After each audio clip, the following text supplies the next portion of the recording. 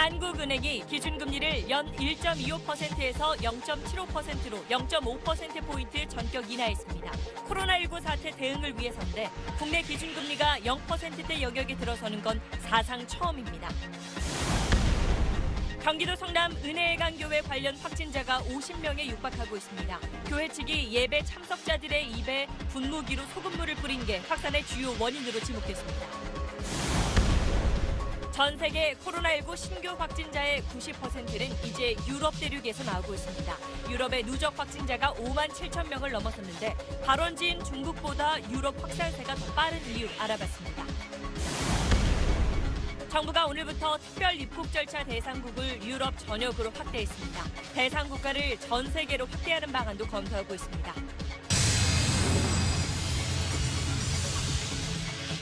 요즘 밖에서 애들 보기 힘들어. 맞아. 마음껏 뛰어놀겠군. 현대수소전기차. 네, 한국은행이 기준금리를 0.5%포인트 낮춘다고 오늘 발표했습니다. 국내 기준금리는 이제 0.75%로 사상 처음으로 0%대에 접어들었습니다. 한국은행 금융통화위원회가 임시회의를 통해서 오늘 오후에 이런 내용을 전격 결정했는데 임시회의가 열린 건 2001년 9.11 테러와 지난 2008년 금융위기 이후 이번이 세 번째입니다. 그만큼 국내외 경제 상황이 심각하다는 뜻입니다. 자, 무엇보다 오늘 새벽 미국이 기준금리를 무려 1%포인트나 낮췄던 게 영향이 컸습니다. 미국은 이번 달 3일에 이어 오늘 또다시 금리를 낮추면서 사실상 제로 금리가 됐습니다. 먼저 전영우 기자가 오늘 있었던 내용 정리해드립니다. 외국인들이 오늘까지 8거래일째 국내 주식 매도에 나서면서 3% 넘게 하락한 코스피는 8년 5개월 만에 최저를 기록했고 코스닥도 3.72% 급락했습니다. 임시금융통화위원회는 시장의 불안감이 커진 오후 시간에 전격 소집됐습니다. 기준금리 인하폭도 시장의 예상보다 더 큰 0.5%포인트, 사상 첫 0%대 금리로 내린 겁니다. 이동 제한 조치를 확대하고 있어서 글로벌 경기 위축 현상이 장기화될 가능성이 높아진 것으로 미국 연준은 한국 시간으로 오늘 새벽 1%포인트 기준금리를 내리고 7천억 달러 규모의 국채 등을 매입하는 등 기습적으로 양적 완화를 단행했습니다. 한국은행은 지난 2월 말까지 금리 유지를 택했지만 그 뒤 각국 은행들이 연이어 금리를 내리고 WHO의 팬데믹 선언 이후 국제 금융시장이 요동치면서 결국 금리 인하 대열에 합류했습니다. 긴급 인하를 2번 연속을 했다라고 하는 거고요. 주말에 금리를 인하했다. 현안에 대해서 상당히 우려를 하고 있다라고 평가할 수 있겠습니다. 내일 예정된 코로나19 추경 통과의 효과를 극대화하기 위한 고려도 깔려 있습니다. 오랜 저금리 상황으로 인해 금리 인하 효과가 크진 않겠지만 경기 회복에 대한 신호를 줄 수 있을 것이라는 평가가 나옵니다. 앞으로 경기 부양에 대해서 한국은행도 공조를 하겠다는 자세, 시그널을 보내는 측면에서는 굉장히 긍정적인 효과가 있을 거라고 생각을 합니다. 저금리로 인한 부동산값 상승 우려도 나오지만 한국은행은 코로나19 여파로 당분간 주택가격 상승세가 제한될 것이라고 강조했습니다. SBS 전용우입니다. 자, 이렇게 각 나라가 시중에 돈을 풀기로 결정했습니다만 세계 경제가 받은 타격이 워낙 커서 이게 얼마나 효과가 있을지는 미지수입니다. 실제로 코로나19가 처음 시작됐던 중국은 지난 1, 2월 2달 동안 최악의 경제 성적을 기록했습니다. 이 내용은 베이징 송욱 특파원입니다. 코로나19가 중국 전역으로 퍼져나간 지난 1월 말 중국 정부는 우한 봉쇄에 이어 춘제 연휴 연장이란 특단의 조치를 내렸습니다.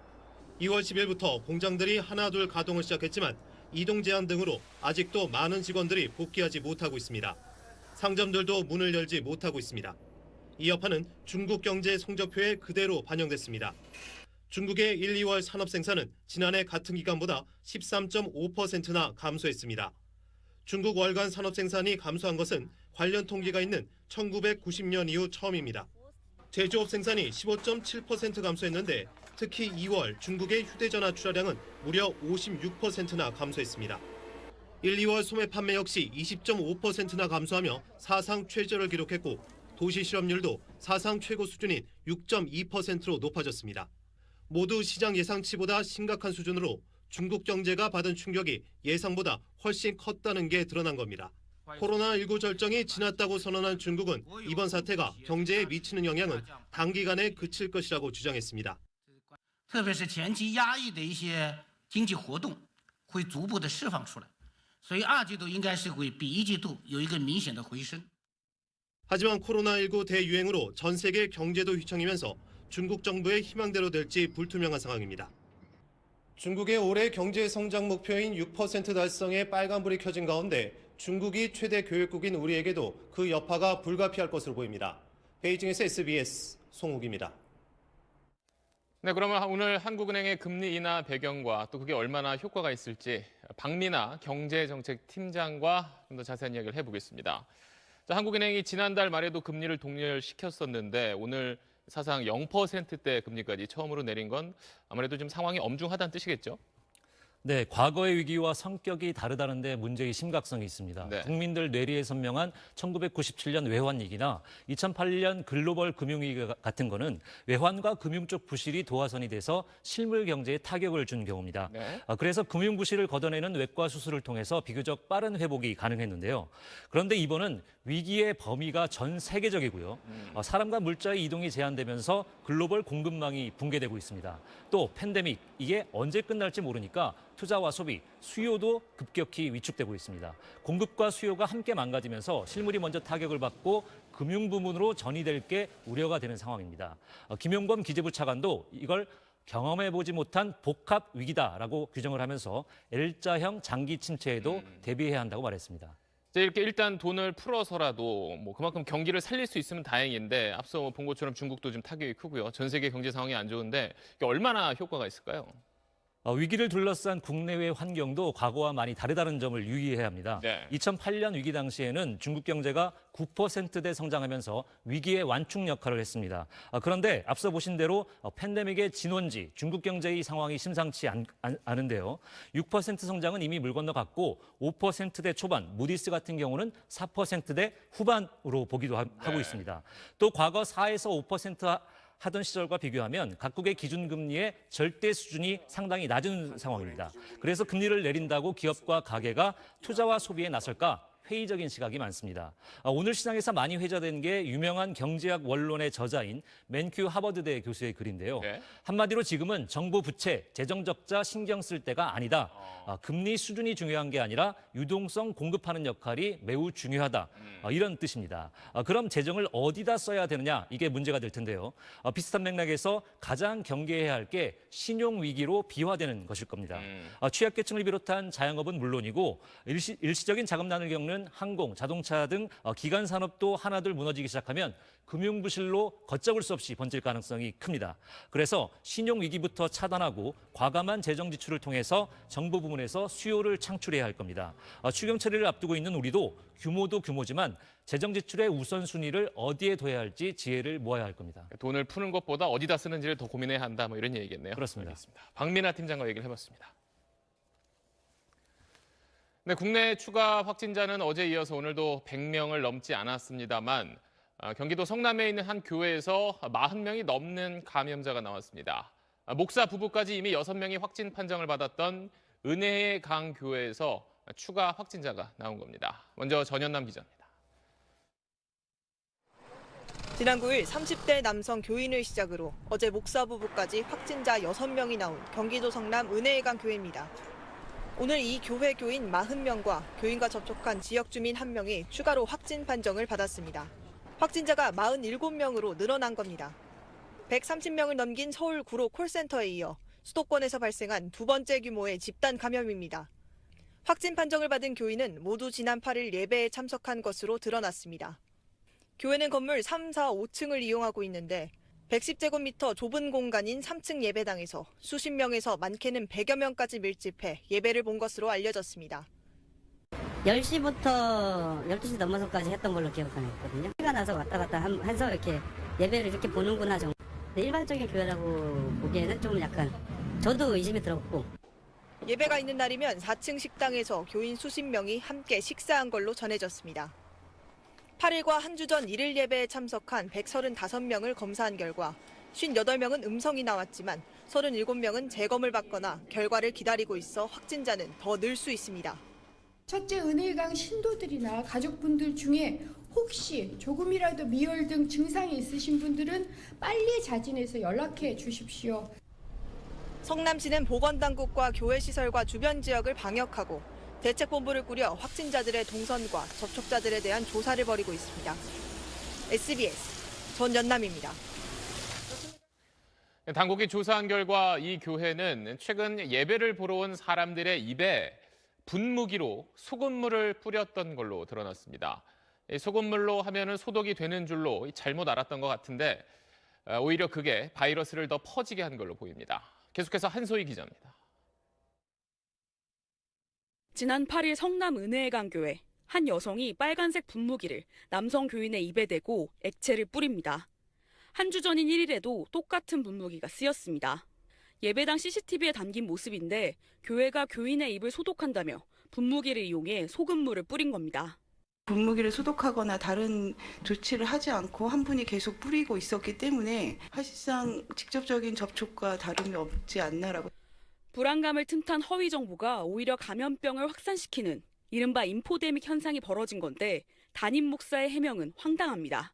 소금물이 이게 4% 정도 되는 민간요법에서는 이게 이제 살균제잖아요. 옛날에 사스 때 하고 독감철레나 뭐 이제 독감이 심하게 유행한다고 뉴스에 나오거나 그러면 평일에도 교인들이 수시로 드나들었고 특히 코로나19가 한참 확산될 때인 지난달 중순엔 3일 30시간 기도회까지 열었습니다. 교인 60, 70명이 4일 동안 교회 안에서 함께 숙식하며 하루 10시간씩 소리내 기도하는 행사였습니다. 보통 아침 10시부터 10시까지 하는 집회가 연간 2회 정도로 봤었고요. 통로를 막고 거기에 데스크를 놓고 교회 담임 목사는 집단 감염이 발생한 데 대해 한국 사회와 교회의 무리를 일으켜 사죄한다고 밝혔습니다. SBS 한소희입니다.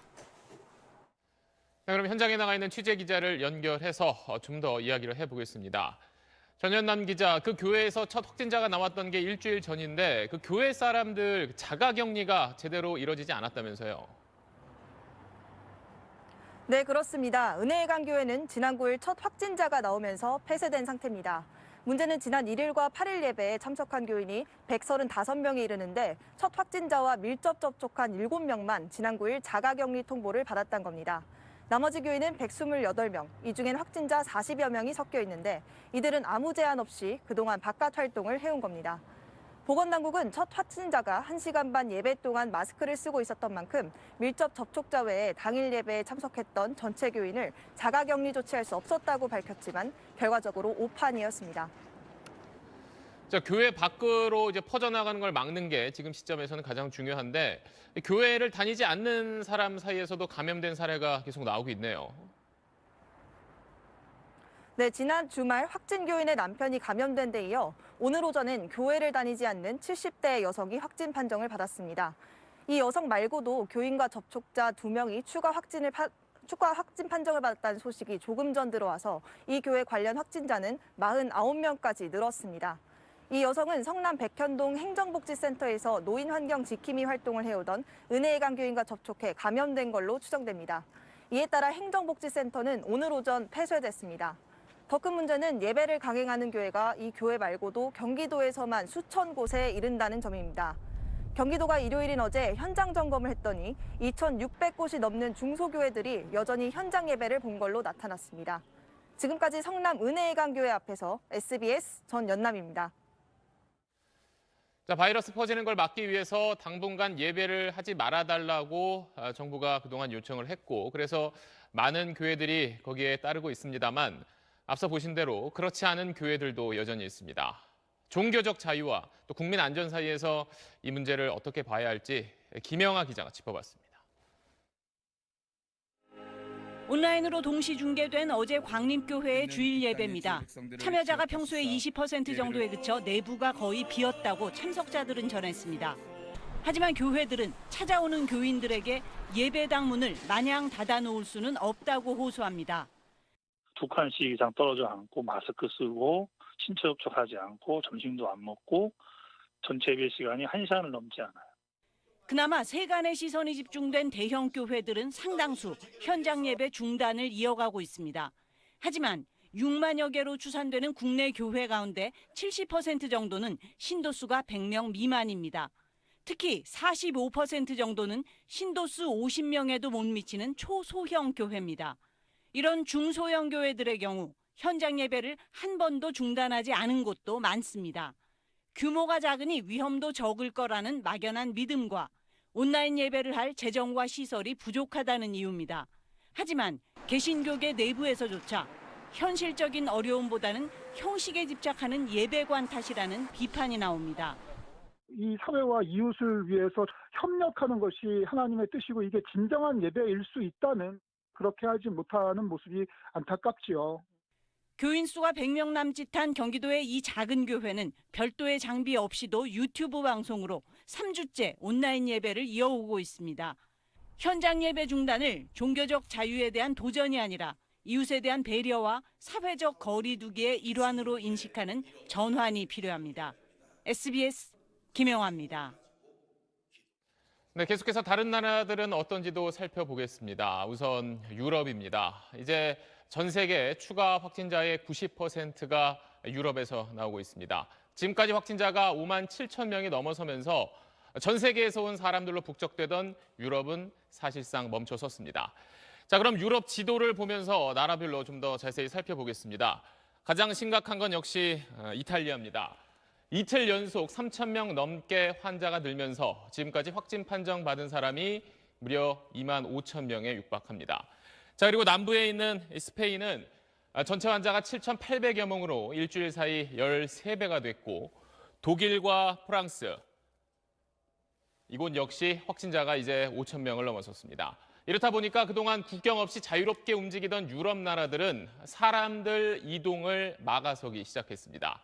스페인 정부는 드론까지 동원해서 사람들이 집 밖에 나가지 못하도록 했고, 독일은 프랑스와 오스트리아 비롯해서 5개 나라와 국경을 통제했습니다.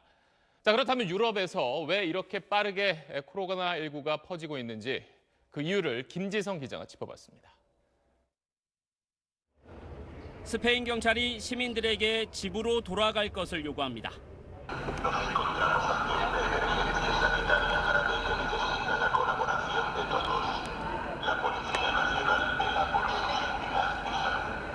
프랑스 마크롱 대통령은 격한 표현으로 시민 협조를 촉구했습니다. On leur a dit simplement ça c'est plus possible parce que c'est idiot. Vous êtes en train de commettre des erreurs. 코로나19 확산을 막기 위해 프랑스 정부가 술집 등의 영업 금지를 예고하자 이른바 마지막 만찬을 즐기려는 시민들로 전날 밤 일부 술집이 북적인 걸 지적한 것입니다. 전문가들은 최근 유럽의 확진자가 급증하는 이유로 초기 대응이 미흡했던 점을 꼽습니다. 무증상이나 증상이 경미한 상태에서 감염력이 높잖아요. 유럽 국가들이 유증상자를 중심으로 검사를 하고 확진을 하는 정책을 택했기 때문에 이미 확산이 많이 돼버리면 거리두기를 열심히 한다 그래도 이미 환자가 많이 생겼기 때문에 이제 한동안은 증가를 하겠죠. 유럽은 나라 간 이동이 자유로워 국가별 통제가 어렵다는 점도 이유로 꼽힙니다. 이탈리아는 2008년 금융위기 이후 공공의료에 대한 투자가 많이 축소됐습니다. 이런 상황에서 환자가 빠르게 늘면서 의료 시스템에 과부하가 걸렸을 수 있습니다. 의료 시스템이라는 게 과부하가 걸리면 치료를 다 받을 수가 없어서 결국은 결과가 별로 안 좋은 분들이 많은 거고. 특히 이탈리아에서 치사율이 높은 이유로는 65세 이상 고령 인구 비중이 23%로 세계에서 일본 다음으로 높다는 사실 등이 꼽힙니다. 유럽인들이 예방적 차원의 마스크 착용을 잘 하지 않는다는 점, 볼키스 같은 일상적 신체 접촉이 많다는 점 역시 원인 중 하나로 제기되고 있습니다. SBS 김지성입니다. 네, 이런 유럽에서 오는 관광객들을 막기 시작한 미국은 주요 공항이 연일 사람들로 붐비고 있습니다. 서둘러 귀국하려는 미국인들이 몰리면서 공항을 빠져나가는 데만 많게는 10시간이 걸린다고 합니다. 또 불안한 마음에 물건을 미리 많이 사두려는 사람도 늘고 있는데 워싱턴 정준영 특파원 리포트 먼저 보시고 현지 연결해서 자세한 이야기 더 들어보겠습니다. 입국 심사를 기다리는 승객들이 공항 통로를 가득 메웠습니다. 대부분 유럽에서 온 미국인들로 유럽 내 코로나19 확산과 향후 전면적 입국 금지 가능성을 우려해서 서둘러 귀국한 겁니다. 승객들이 한꺼번에 몰리고 검역 절차가 강화되면서 공항을 빠져나오는 데만 너댓 시간에서 많게는 10시간 가까이 걸렸습니다. We all were like corralled in one area and then they just sent us into lines. And somebody told us once, but wasn't really specific. It was just that we were waiting to go through customs and screening for coronavirus. 불안감에서 비롯된 사재기는 미국 전역에서 이어졌습니다. 대형 마트마다 생필품 코너엔 빈 선반이 수두룩했고 판매 수량을 제한하는 직원과 더 많이 사려는 고객 사이에 실랑이가 벌어지기도 했습니다. 급기야 트럼프 대통령이 나섰습니다. 마트는 계속 열려 있고 공급망도 튼튼하게 유지될 거라며 사재기 자제를 당부했습니다. They're going to work 24 hours around the clock, keeping their stores stocked. I would like to say that people shouldn't go out and buy. We're going to all be great. We're going to be so good. You don't have to buy so much. Take it easy. Just relax. 펜스 부통령도 공급망이 잘 작동하고 있다며 일주일치 식량만 사면 된다고 강조했습니다. 미국 내 코로나19 전체 확진자 수는 3,386명으로 늘어난 상태입니다. 자, 정준영 특파원, 앞서 유럽에서는 외출을 금지한 나라가 있었는데 미국에선 통행 금지 조치를 내린 도시가 있네요. 통행 금지 조치가 내려진 곳은 미국 뉴저지주에 있는 호보컨이라는 도시입니다. 뉴욕시에서 다리 하나만 건너면 되는 일종의 뉴욕의 위성도시 같은 곳인데 오늘부터 밤 10시 이후 새벽 5시까지 주민 통행을 금지하기로 했습니다. 이 시간엔 응급 상황이나 출퇴근을 위한 통행만 예외로 허용합니다. 호보컨시가 이렇게 강수를 둔 건 인근 뉴욕주가 미국에서 확진자 수가 가장 많은 주가 됐기 때문입니다. 빌 더블라지오 뉴욕시장은 학교 휴교 조치가 올해 내내 계속될 수 있다고 말할 정도로 공포감이 커지고 있습니다. 자, 그뿐 아니라 식당이나 술집에 사람들 많이 모이지 못하게 아예 영업을 제한하기도 한다면서요. 미국의 최대 도시죠. 뉴욕과 로스앤젤레스가 감염 확산 차단을 위해 강제 영업 제한에 들어갔습니다. 모든 식당과 카페, 매장 내 음식 판매가 금지됐고 배달이나 포장 주문만 가능하도록 했습니다. LA 시장의 말을 들어보시겠습니다. It prevents people from gathering in close proximity by banning and closing our bars and nightclubs. Restaurants and retail facilities, we will now have prohibited on-site food. 식당이나 술집의 영업시간을 밤 9시 내지는 밤 11시로 제한하거나 테이블 수를 줄여서 손님을 절반으로 줄이도록 하는 지역들도 잇따르고 있습니다. 미 질병통제예방센터는 앞으로 8주 동안 50명 이상이 모이는 행사는 열지 말라고 권고했습니다. 자, 트럼프 대통령 검사받는 걸 두고 이어 며칠 논란이 있었는데 그래서 그런지 백악관에서 출입자들을 대상으로 검사가 더 강화됐다면서요. 네, 백악관도 트럼프 대통령과 직원들을 보호하기 위해 모든 출입자들을 대상으로 발열 검사를 실시하기로 했습니다. 백악관은 앞서 그제부터 트럼프 대통령과 펜스 부통령에게 접근하는 사람들을 대상으로 발열 검사를 해왔는데요. 이를 모든 출입자들로 범위를 넓힌 겁니다. 지금까지 워싱턴에서 전해드렸습니다. 자, 쭉 보신 대로 유럽과 미국에서 환자가 계속 늘어나자 우리 정부가 특별 입국 절차를 거쳐야 하는 나라들을 대폭 추가했습니다. 오늘 새벽부터 유럽 전역이 그 대상이 됐고 조만간 모든 국가로 그 범위를 넓히는 방안도 검토하고 있습니다. 이 내용은 박찬범 기자가 전하겠습니다. 정부는 오늘 새벽 0시부터 특별 입국 절차 대상국을 유럽 전역으로 확대했습니다. 유럽연합 소속 20여 개 국가뿐만 아니라 러시아 등 비유럽연합 국가까지 모두 포함됐습니다. 폴란드, 러시아 등 유럽 전역에서 출발하는 직항과 두바이 등을 경유하는 경우에 대해서도 특별 입국 절차가 적용되고 있습니다. 유럽에서 온 입국자들은 기존의 중국 등에서 들어오는 입국자들에게 적용되고 있는 검역 절차를 그대로 적용받습니다. 우선 주소지, 전화번호를 기록하고 건강 상태 질문서를 제출해야 합니다. 그 양식에 자기 번호를 적게 돼 있거든요. 그래서 그게 번호가 맞는지 직접 제 앞에서 바로 전화를 해보셨어요. 또 정부의 자가진단 앱을 휴대전화에 설치한 뒤 건강 상태를 14일간 입력해야 합니다.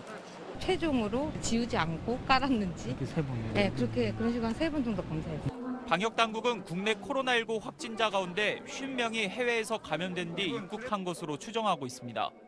특히 이탈리아 8명, 프랑스 6명 등 유럽 국가를 방문한 뒤 확진된 경우가 22명이나 됐습니다.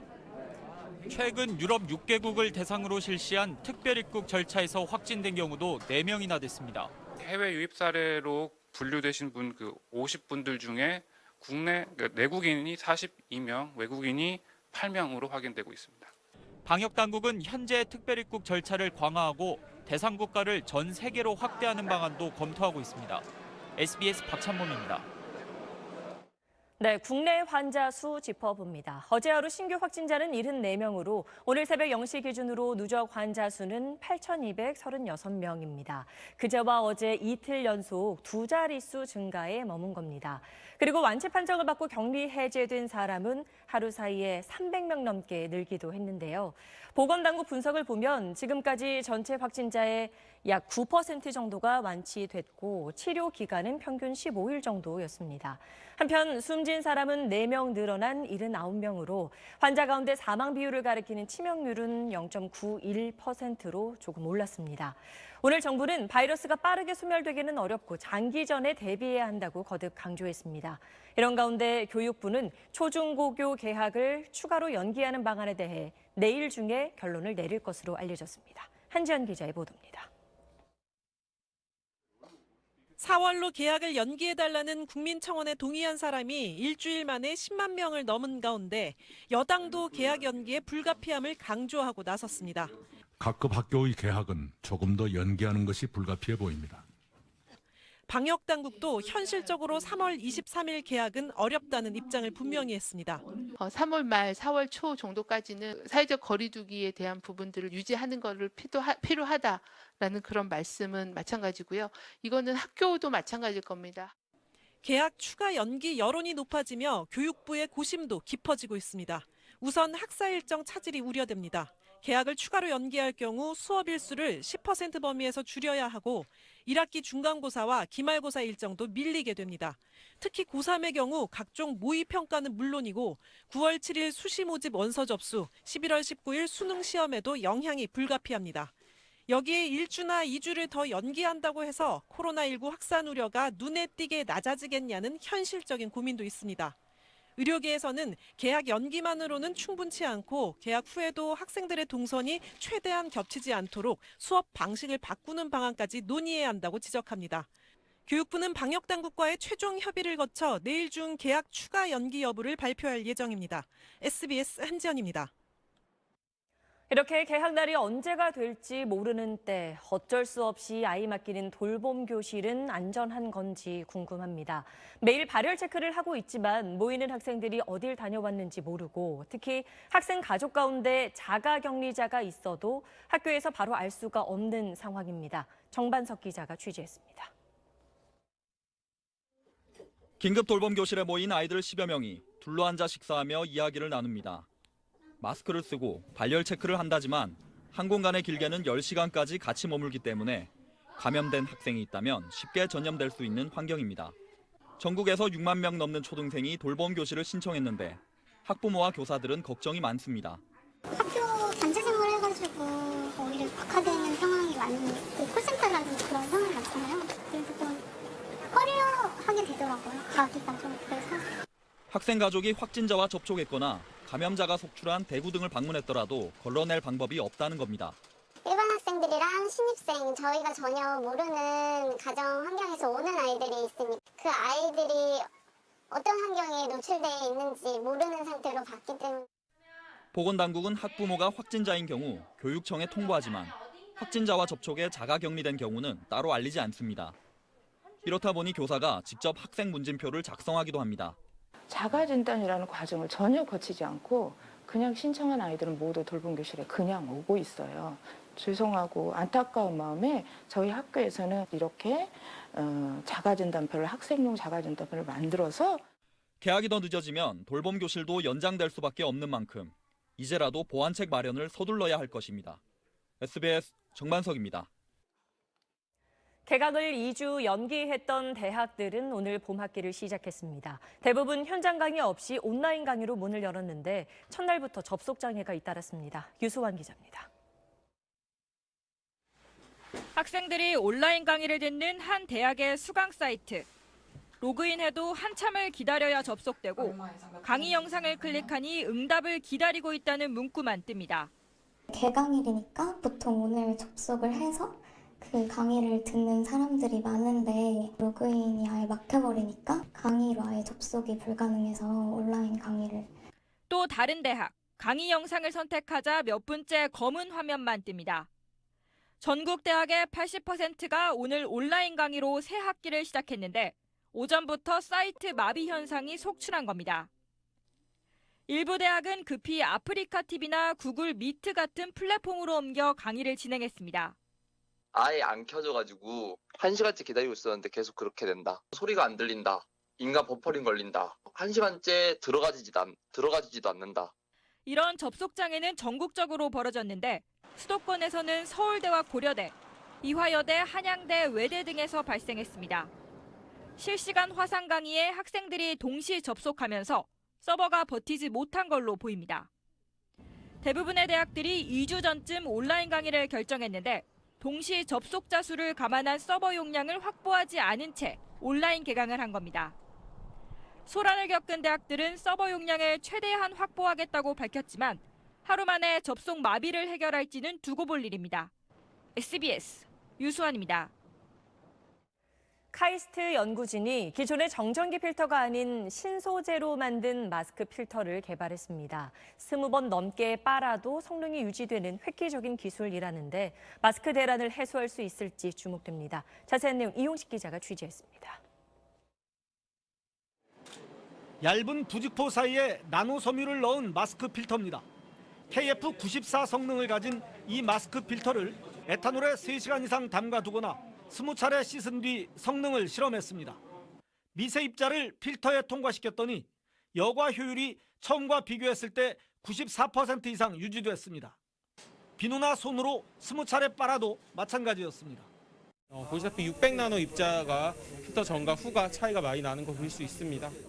필터를 4,000번 굽혔다 펴도 KF80처럼 80% 이상의 차단 효과를 유지했습니다. 성능의 비밀은 10억분의 1m 크기의 나노 섬유에 있습니다. 기존 마스크 필터는 정전기 필터를 이용해 미세 입자를 걸러내는데 물에 닿거나 습도가 높으면 정전기가 사라져 오래 쓸 수 없습니다. 하지만 새로운 필터는 정전기 필터 없이 나노 섬유만을 더 촘촘하고 정교하게 배열해 미세 입자를 차단하는 방식으로 잘 녹지도 변하지도 않는 겁니다. 저희가 전기 방사라는 기술을 활용을 하였고요. 나노 섬유를 합성할 수 있는 잘 알려진 그런 기술입니다. 필터는 면 마스크에 넣고 빼는 식으로 사용하면 됩니다. 김 교수 연구팀은 마스크 신기술인 나노 섬유 필터에 대해 식품의약품안전처에 승인을 준비하고 있습니다. 연구팀은 사용 승인을 받으면 현재 1,500장인 하루 생산 규모를 한 달 안에 5만 장으로 늘릴 계획입니다. SBS 이용식입니다. 네, 코로나19 확진자들의 동선 공개, 파악하지 못한 접촉자를 찾고 추가 감염을 최대한 막기 위해서인데요. 그 과정에서 확진자가 다녀간 가게 정보가 필요 이상으로 오래 노출돼 큰 피해를 호소하는 경우가 많습니다. 자영업자들은 마치 낙인이 찍힌 것 같다고 말합니다. 정다은 기자가 취재했습니다. 서울 관악구의 한 국수집. 확진자가 다녀갔다는 소식이 알려지며 2주 넘게 손님 발길이 끊겼습니다. 아파트 상가에 벽보가 붙어져 있었대요. 확진자 다녀갔으니까 가지 말라고. 사람들도 바깥에서 한 번씩 쳐다보고 수근거리고 지나가고 안 들어오니까. 이미 보건당국은 소독 다음 날까지만 출입을 금하고 그 이후론 충분한 환기 후 영업해도 된다는 지침을 내놨지만 시간이 흘러도 마치 낙인이 찍힌 것처럼 기피 장소가 되는 겁니다. 줄 서서 이렇게 대기까지 있는 그런 자리인데, 그런 매장인데 낙인 아닌 낙인이 찍혀가지고 전에보다 지금 80~90%가 없는 거예요. 생업의 위기에 처한 상황에서 더 견디기 힘든 건 주변의 시선입니다. 주위에 사람들도 나를 자꾸 피해요. 공물이 이렇게 댕기도 이쪽 내가 있으면 저쪽으로 피해가고 친구 집에 가고 싶어도 나를 또 어떻게 볼까 그런 생각들을 가지도 않고. 매일 쓸고 닦고 소독을 하지만 손님이 오지 않는 이유는 확진자 동선이라며 식당명과 주소가 공개돼 있기 때문입니다. 코로나19 확진자 동선을 알려주는 어플인데요. 이 확진자가 다녀간 지 몇 주가 지났지만 여전히 가게의 상호와 주소가 그대로 나와 있습니다. 피해를 본 자영업자들은 온라인상에서 동선 정보를 삭제해달라고 호소하고 있습니다. 소위 말하는 잊혀질 권리거든요. 정보가 일정 시간이 지나서 그 필요성이 없어지면 검색이 안 되도록 해야 되거든요. 방역 작업을 거치고 시간이 지나 감염 우려가 없다면 해당 동선 정보를 지울 수 있게 기준과 대책 마련을 서둘러야 한다는 지적입니다. SBS 정다은입니다.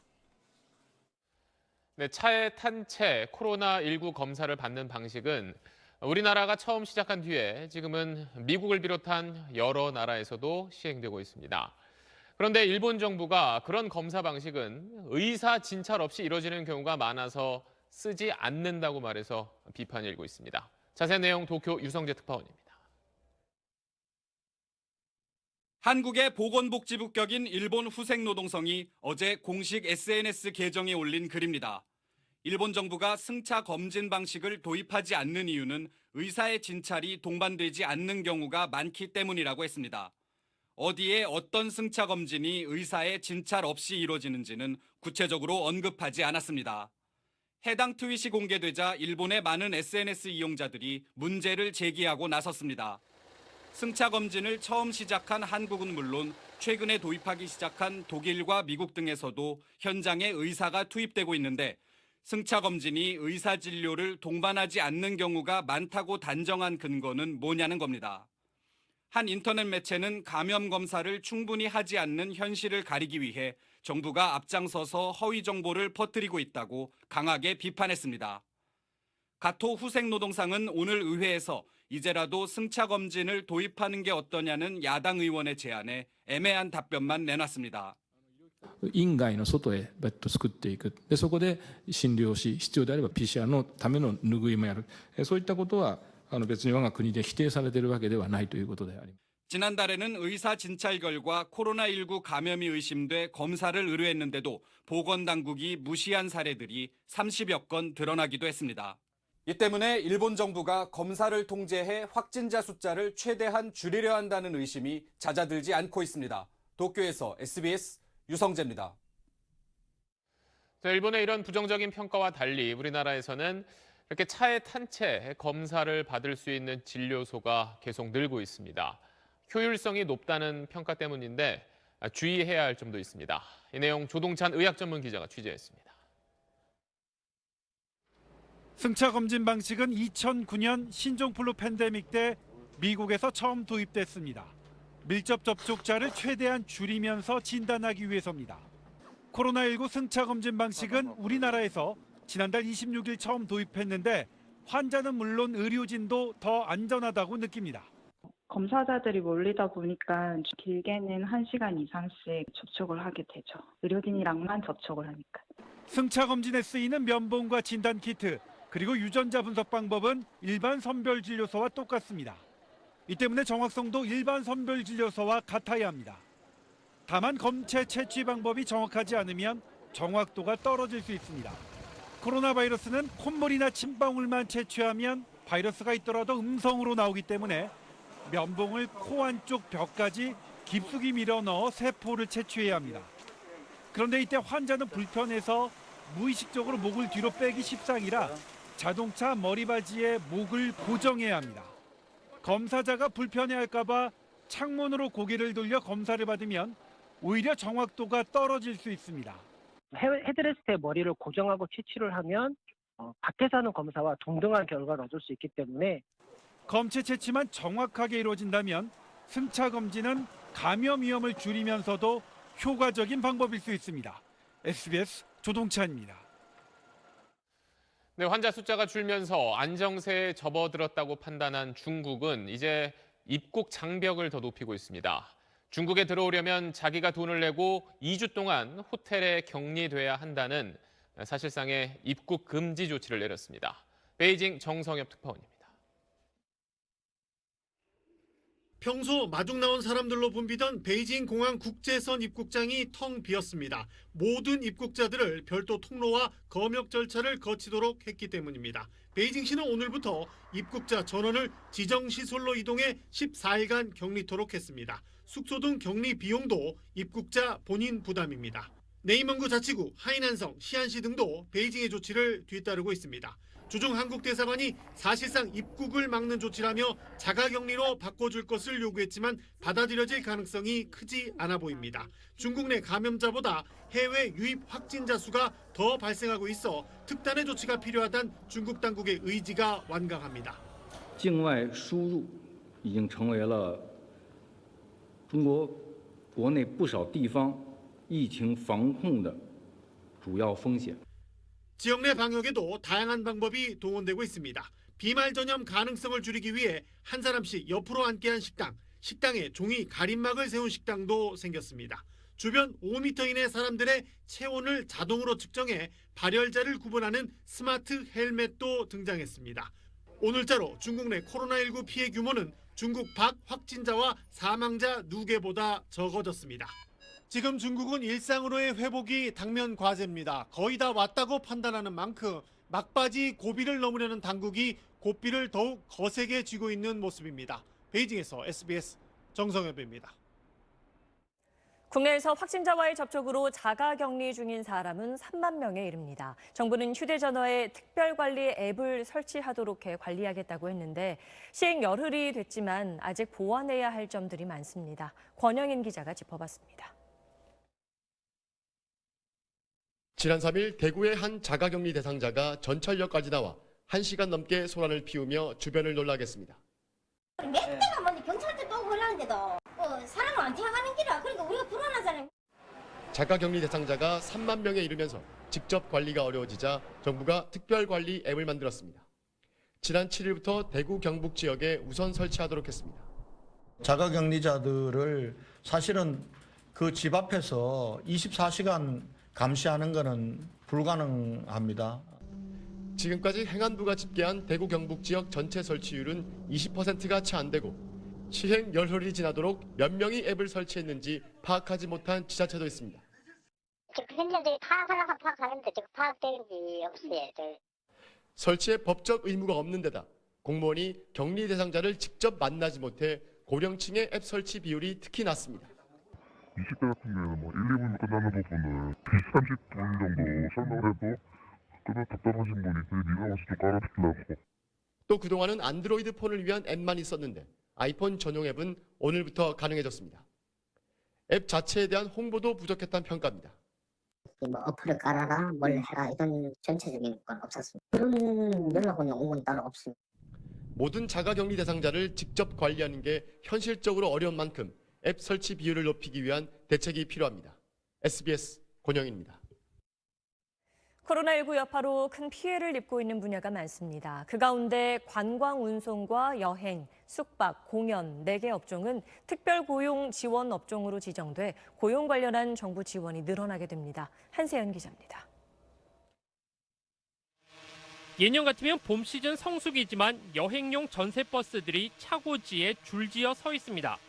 세월호가 됐든 메르스가 됐든 이러지는 않았죠. 그래도 뭐 움직일 거는 어느 정도 움직였죠. 숙박업소에도 발길이 끊겼습니다. 사람이 없어. 길바닥에 사람이 없는데 아무도 없어서 죽을 맛이 솔직하면 걱정이 태산 같아요. 각국의 한국인 입국 제한 조치로 여행사인 전화문의조차 뜸해졌습니다. 사회적 거리 두기 영향으로 공연업계도 사실상 고사 상태입니다. 그냥 쓰나미처럼 덮치는 바람에 보면은 지금 공연장은 거의 지금 초토화해. 정부는 여행업 등 4개 업종을 특별 고용 지원 업종으로 지정하고 해당 업체들이 해고 대신 휴업, 휴직을 통해 고용을 유지하면 휴업, 휴직 수당의 최대 90%까지 지원하기로 했습니다. 임금체불 생계비와 자녀 학자금, 구직자 등이 활용하는 직업훈련 생계비의 융자 한도와 기간도 확대됩니다.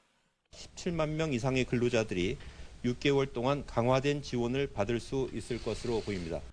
고용부는 계약 연기로 생계에 곤란을 겪는 학교 비정규직 노동자들에 대해선 교육당국이 휴업수당을 지급할 의무는 없다며 임금선 지급 등 다른 대책을 논의하고 있다고 밝혔습니다. SBS 한세연입니다. 오늘 수도방위사령부 방공진지에 술 취한 50대가 침입했습니다. 통제된 군 기지가 민간인에게 그야말로 뻥뻥 뚫리는 일, 올 들어 확인된 것만 3번째입니다. 경계 실패 사실이 알려질 걸 우려해 침입 사실을 숨긴 적도 있었습니다. 김학휘 기자입니다. 오늘 오전 11시 50분쯤 경기도 시흥에 있는 수방사예야 방공진지에 민간인 57살 김모 씨가 경계 울타리 및 땅을 파고 들어와 있다가 50여 분 만에 붙잡혔습니다. 술에 취한 상태였고 나물 캐러 산에 올랐다고 말한 걸로 전해졌습니다. 앞서 지난 7일엔 제주 해군기지가 민간인에게 뚫리기도 했습니다. 해군기지 반대 시위대 2명이 경계 철조망을 절단하고 들어와 아무 제지 없이 기지를 돌아다녔습니다. 감시 시스템, CCTV 등은 무용지물이었습니다. 경계 실패도 모자라 은폐 의혹도 제기됐습니다. 지난 1월 3일 정오쯤 민간인 73살 이모 씨가 진해 해군기지 정문을 통과해 기지 안으로 들어왔다가 1시간 반 만에 붙잡혔는데 해군은 이 씨를 근처 파출소에 인계하면서 기지 침입 사실은 알리지 않은 것으로 드러났습니다. 해군은 진해 기지가 당시 상황을 지휘부에 보고했다고 설명했지만 합참엔 보고되지 않았고 해군본부 감찰팀을 오늘에서야 보냈습니다. 지난해 6월 북한 목선 기순 사건 이후 국방장관이 나서 경계 실패를 사과하고 재발 방지를 약속했습니다.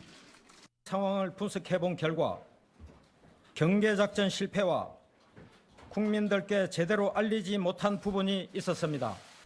이번에도 군은 상황의 엄중함을 인식하고 있다. 재발 방지 대책을 강구하겠다는 똑같은 말만 반복했습니다. SBS 김학규입니다. 총선을 앞둔 정치권 소식입니다. 민주당에서 비례연합정당의 기호 순서를 앞당기기 위해 이른바 의원 꿔주기를 준비하는 듯한 움직임이 시작됐습니다. 통합당의 위성정당인 미래한국당에선 비례대표 순번이 나왔는데 안에서 의견이 충돌해 공식 발표를 못하고 있습니다. 윤나라 기자가 보도합니다. 민주당 이해찬 대표가 총선에 출마하지 않기로 한 4선 강창일 의원과 오늘 점심을 함께했습니다. 비례연합정당 얘기는 안 했다고 선을 그었지만 제주도 하고 불교 쪽하고 좀 신경 좀 써달라는 그런 얘기만 들었는데 그리고 저 친구니까 저 이런저런 위로. 이해찬 대표는 내일도 불출마 의원들과 만날 계획이어서 비례연합정당으로 보낼 의원들을 찾고 있는 것 아니냐는 해석이 나왔습니다. 비례연합정당 총선 기호를 끌어올리려면 민주당 일부 의원이 탈당에 합류하는 수밖에 없다는 말이 민주당 당직자들 사이에서 공공연히 나옵니다. 민주당은 통합당의 위성정당인 미래한국당이 통합당 의원들을 흡수한 건 선거의 자유 침해라며 지난달 검찰에 고발한 바 있습니다. 민주당은 의원들의 자발적 이동이니 미래한국당과는 다르다고 주장하지만 같은 비판에 직면해 있습니다. 명백한 현역 의원 꺼주기, 불법 파견으로 미래한국당의 반칙과 꼼수의 전철을 그대로 밟고 있는 것입니다. 미래한국당은 비례대표 1번에 조수진 전 동아일보 논설위원, 2번에 신원식 전 합참 차장 등으로 순번을 결정했고 박근혜 전 대통령의 최측근 유영하 변호사는 배제했습니다. 그러나 최고위원회 의결 과정에서 이 안을 두고 의견이 맞서 진통을 겪었습니다. SBS 윤나라입니다. 미래통합당 지도부가 김형우 전 공천관리위원장의 이른바 사천 논란 대상이었던 후보에 대해 공천 무효 결정을 내렸습니다. 공천관리위는 매우 유감이라면서도 받아들이는 모양새를 취하기는 했는데 공천을 둘러싼 충돌의 불씨가 완전히 사라진 건 아닙니다. 백운 기자의 보도입니다. 오늘 오전 9시 20분쯤 최용전 맥쿼리 투자자산운용 대표가 경제 실정을 바로잡겠다며 서울 강남을 출마를 공식 선언했습니다. 서울 강남을 지역에 미래통합당 후보로 출마할 것을 선언합니다. 하지만 2시간도 채 안 돼 당 최고위원회는 최 전 대표가 과거 금융감독원 제재를 받은 걸 이유로 공천 무효를 결정했습니다. 공천을 재검토해달라는 사흘 전 최고위 요청을 공천관리위가 거부하자 최고위 의결로 공천을 무효화한 겁니다. 최고위원회의 결정을 일단 받아들이지만 공관위와 최고위원회의 견해가 다른 것은 뜻밖이며 매우 유감임을 밝힙니다. 최고위가 김영호 전 공관위원장 측근으로 지목돼 사천 논란이 있었던 최 전 대표를 콕 집어 배제하면서 공관위와 갈등이 다시 불붙을 가능성을 배제할 수 없게 됐습니다. 통합당 공천 경선에선 서울 서초갑에서 공천 배제됐던 이혜훈 의원이 동대문을 경선에서 민영삼 후보를 이겨 기사 회생했고 세월호 유가족에 대한 막말로 당의 징계를 받는 등 숱한 막말로 논란을 빚은 차명진 전 의원은 경기 부천병 경선에서 이겨 공천장을 받게 됐습니다. 통합당은 공천 배제했던 막말 민경욱 의원에게 다시 경선 기회를 줘서 공천개혁이란 구호가 무색하다는 비판을 받은 바 있습니다. SBS 백운입니다.